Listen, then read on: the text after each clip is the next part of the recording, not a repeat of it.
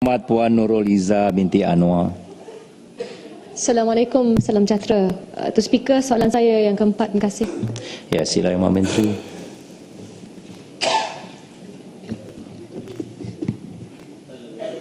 Assalamualaikum warahmatullahi wabarakatuh dan selamat pagi.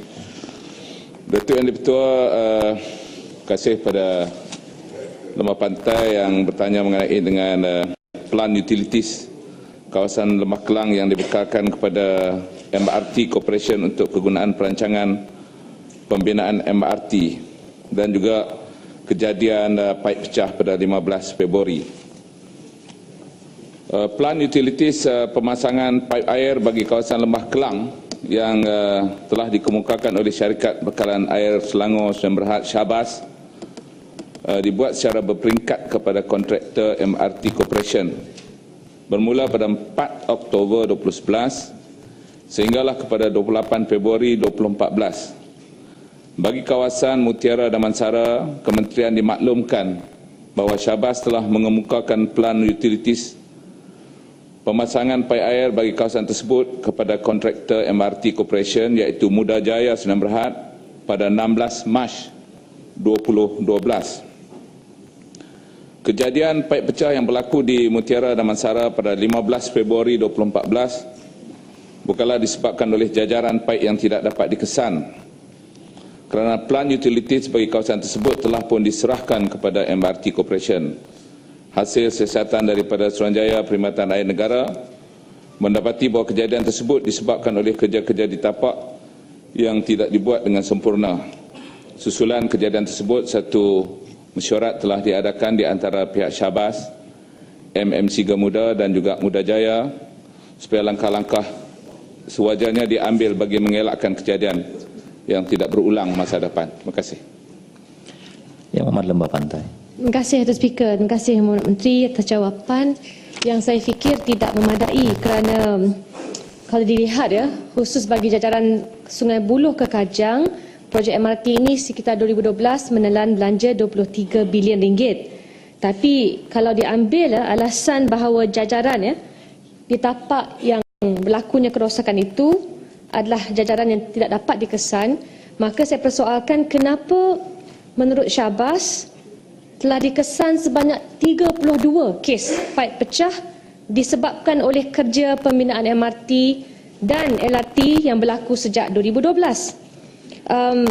Saya tidak faham kenapakah MRT Corp bersama Syahbaz ataupun utility lain tidak mampu mendapatkan peta utility yang secara keseluruhan dan yang terbaru dan terkini. Kalau di England misalan bagi underground mereka dengan izin, mereka pakai teknologi kombinasi elektrolokasi dan juga radar penetrasi bawah tanah. Jadi saya pinta pihak kementerian kalau boleh menjelaskan, kerana kita bercakap tentang 32 kes itu dari pihak Syahbaz. Secara total pihak MRT menyatakan 97 kes yang membabitkan kerosakan utility di lokasi projek MRT dan 51 daripada pihak Syahbaz, 27 daripada milik TNB. Untuk mengelakkan lebih banyak gangguan kerana bila paip pecah tentunya pengguna termasuklah di Universiti Melaya, di Kampung Kayu Ara, seluruh Lembah Kelang akan terkesan. Apakah langkah-langkah yang akan diputuskan oleh kementerian untuk memastikan MRT Corp bukan sahaja membuat satu perancangan plan utility sebelum kerja-kerja seterusnya dan jajaran seterusnya, kerana sekarang MRT Sungai Buloh Kajang sudah hampir 40% selesai, supaya tidak lagi berlaku kerosakan-kerosakan sedemikian. Saya mohon jawapan yang jelas. Terima kasih.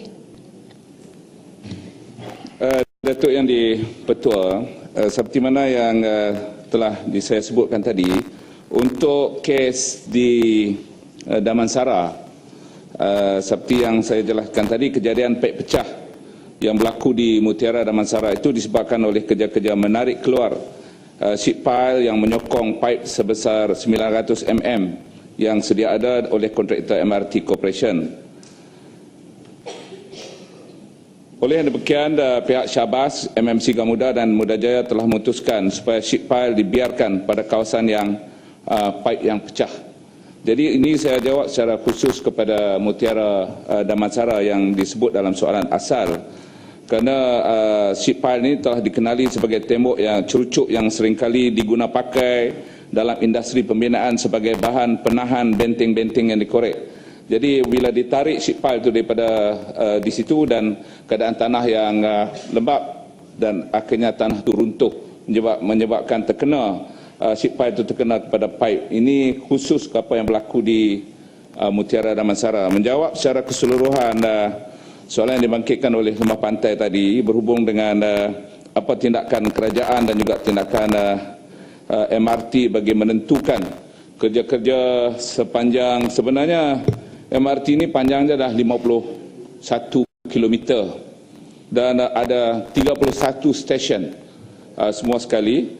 Dan kerja perjalanan di permohonan MRT untuk kerja-kerja underground ataupun dipanggil underground station sebanyak 12 dan elevated alignment yang di atas sebanyak 9. Jadi dianya adalah banyak.